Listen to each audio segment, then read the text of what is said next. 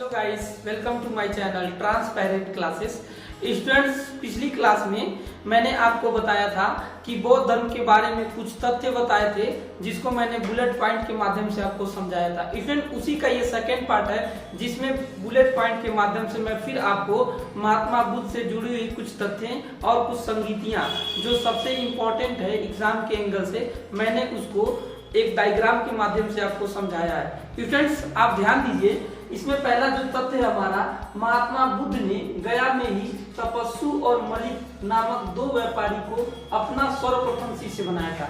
Students, exam के angle से बहुत ही इंपॉर्टेंट क्वेश्चन ये, अक्सर एग्जाम में ये पूछा जाता है कि महात्मा बुद्ध के दो शिष्यों के नाम क्या थे। तो महात्मा बुद्ध के दो शिष्य, जो गया एक जगह है बिहार में, वहां उनके दो शिष्य थे जिनका नाम था तपस्सु और मलिक।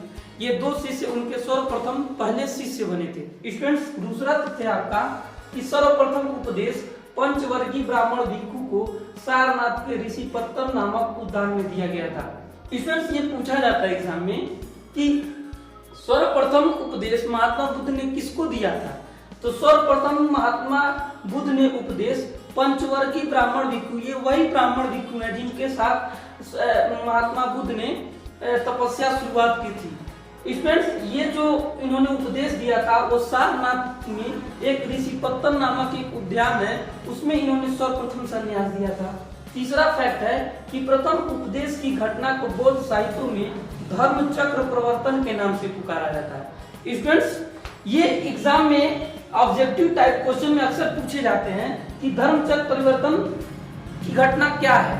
तो स्टूडेंट, धर्म चक्र परिवर्तन की घटना महात्मा बुद्ध के जो सर्वप्रथम उपदेश दिए गए थे उसी को कहा जाता है। चौथा पॉइंट, बौद्ध संघ में सर्वप्रथम महिला प्रजापति गौतमी को शामिल किया गया।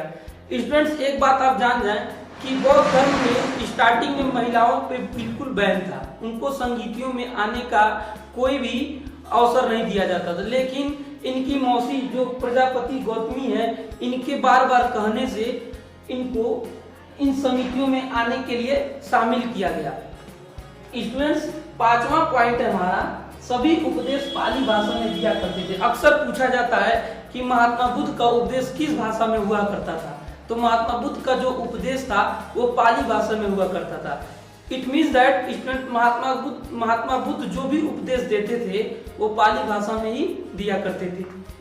छठवां पॉइंट है आपका कि चुंद नामक एक कर्मकार के द्वारा प्रदान किए गए सूकर का मांस खाने से उनकी तबीयत खराब हो गई और 80 वर्ष की अवस्था में कुशीनगर में मृत्यु हो गई। बौद्ध साहित्य में इस घटना को महापरिनिर्वाण कहकर पुकारा जाता है। स्टूडेंट्स, चुंद नाम का एक व्यापारी था, चुंद नाम का एक कर्मकार था, व्यापारी न होके एक कर्मकार था, जो क्या है कि अपने वहां उसने महात्मा बुद्ध को इनवाइट किया था। स्टूडेंट्स, उसने क्या किया था, सूकर, जिसको हम लोग आम भाषा में सुअर भी कहते हैं, उसका मांस उनको वो परोसा था। स्टूडेंट्स, उस मांस को खाने के बाद महात्मा बुद्ध की तबीयत खराब हो गई और 80 वर्ष की अवस्था में कुशीनगर नामक एक जगह पे उनकी मृत्यु हो गई। स्टूडेंट्स, इस घटना को बौद्ध साहित्य में महापरिनिर्वाण कहा जाता है।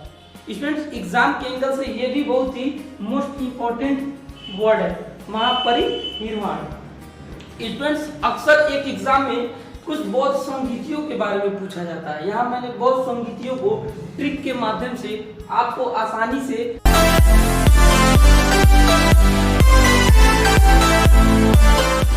जो 483 ईसा पूर्व में हुई थी, और उस जगह का नाम था राजगृह। क्या नाम था? राजगृह। उसके अध्यक्ष थे महाकश्यप और शासक थे अजातशत्रु। स्टूडेंट्स, अक्सर पूछा जाता है क्वेश्चन में ऑब्जेक्टिव टाइप में कि किस सन में हुआ था, प्रथम बौद्ध संगीति किस सन में हुई थी, कहाँ आयोजन स्थल था इसका, इसके अध्यक्ष कौन थे और शासक कौन थे। तो स्टूडेंट्स, अगर आप इसको डेट वाइज और क्या नाम है कि शासक वाइज याद करेंगे तो आपको ज्यादा कंफ्यूजन होगा। इसीलिए मैंने एक ट्रिक के माध्यम से आपको आसानी से लर्न हो जाए, इस माध्यम से मैं आपको यहाँ पे समझा रहा हूँ। जैसे इसका ट्रिक आप याद कर लीजिए कि राजा महाराजा आजा। स्टूडेंट, मतलब राजा का मतलब रा का मतलब राजगृह जो आयोजन स्थल है, महाराजा मतलब महा का मतलब महाकश्यप जो इसके क्या थे, अध्यक्ष थे। इस प्रथम बौद्ध संगीति के क्या थे, ये अध्यक्ष थे।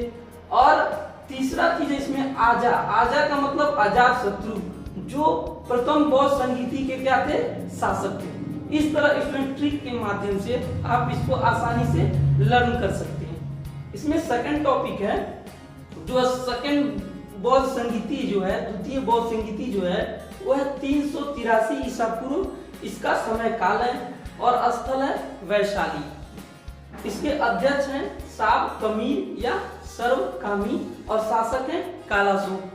स्टूडेंट्स नाम थोड़ा सा टेढ़ा है, लेकिन आप अगर इसको ट्रिक के माध्यम से याद करेंगे तो आसानी से ये चीजें आपको याद हो जाएंगी। इसका ट्रिक क्या है कि वैश्या सबका काल है। वैश्या मतलब वै का मतलब वैशाली, जो आयोजन स्थल है आपका। सबका मतलब सभाकामी या साब कमीर या सर्वकामी, जो इसके क्या थे, अध्यक्ष थे। और काल, काल का मतलब कालाशोक या शासक। शासक मतलब जो उस समय क्या था, शासक था, कालाशोक था। इट मीन्स दैट ऐसे करके आप डेट वाइज और अध्यक्ष, शासक सबका नाम आसानी से लर्न कर सकते हैं।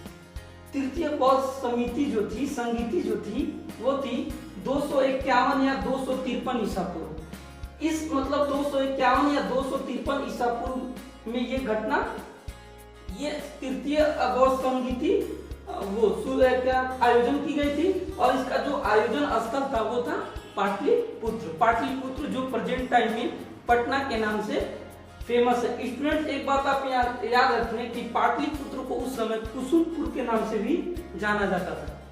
स्टूडेंट जो इसके अध्यक्ष थे, तृतीय बौद्ध संगीति के जो अध्यक्ष थे वो थे मोगलीपुत्र तीस।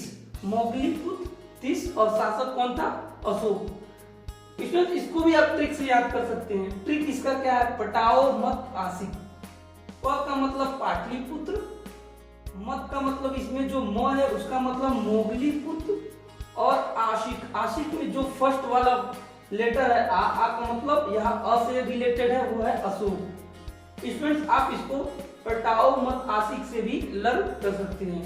चौथा जो इसमें संगीति है, चतुर्थ बौद्ध संगीति जो है, वो उसका टाइम है प्रथम शताब्दी ईसा पूर्व और स्थल है, आयोजन स्थल इसका क्या है, कुंडल जो कश्मीर में है। इसके जो अध्यक्ष हैं वो है वसुमित्र और शासक है कनिष्क। इसका जो ट्रिक है, कुंवर जी कंगाल है। कुं का मतलब यहाँ हो गया कुंडलवन, और उसी में जो व का मतलब है वसुमित्र और कं का मतलब कनिष्क। इस तरह स्टूडेंट्स आप ट्रिक से इस पूरे चीजों को याद कर सकते हैं। पूरे ट्रिक को मैं एक लाइन में बता दूं तो आप ऐसे याद करिए, राजा महाराजा आजा, वैश्या सबका काल है, पटाओ मत आशिक, कुंवर जी कंगाल है। इस ट्रिक के माध्यम से आप इस पूरे चारों बौद्ध संगीतियों को आसानी से लर्न कर सकते हैं। स्टूडेंट्स अगर आपको मेरा ये कॉन्सेप्ट अच्छा लगा तो आप मेरे वीडियो को ढेर सारा प्यार, लाइक, सब्सक्राइब और शेयर करें। Thank you.